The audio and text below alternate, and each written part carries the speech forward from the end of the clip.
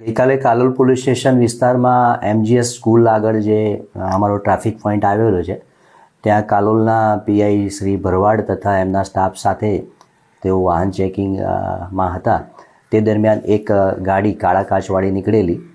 અને એના કાચ પણ બંધ હતા. ચેકિંગના માણસોએ તેને હાથથી ઊભા રહેવાનો ઇશારો કરેલો તો એ ગાડી એટલી પૂર ઝડપે અને ગફલતભરી રીતે ચાડી અને આગળ વધી ગયેલી ને ત્યાં હાથનો ઇશારો કરવા છતાં ગાડી રોકાયેલી નહીં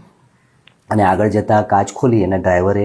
એક ગંદો ઇશારો કરેલો, જેના લીધે થઈને જે સ્ટાફના ચેકિંગમાં હતા એ પોલીસ ઇન્સ્પેક્ટર ભરવાડ તથા એમના સ્ટાફના માણસોએ સરકારી ગાડીમાં એ ગાડીનો પીછો કરેલો અને પોલીસ સ્ટેશનની સામે જે ઝંડા સર્કલ આવેલું ત્યાં પહોંચતા સુધીમાં એને રાઉન્ડઅપ કરી અને ગાડી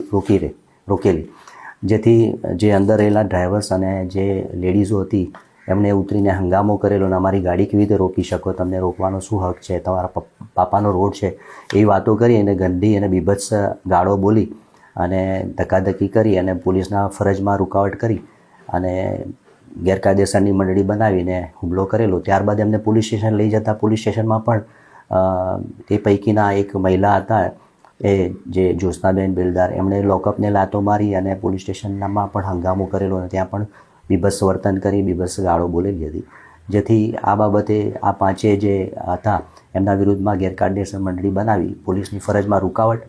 અને બીભત્સ ગાળો અને ધમકી આપવા બાબતનો ગુનો ગઈકાલે રજીસ્ટર કરવામાં આવ્યો.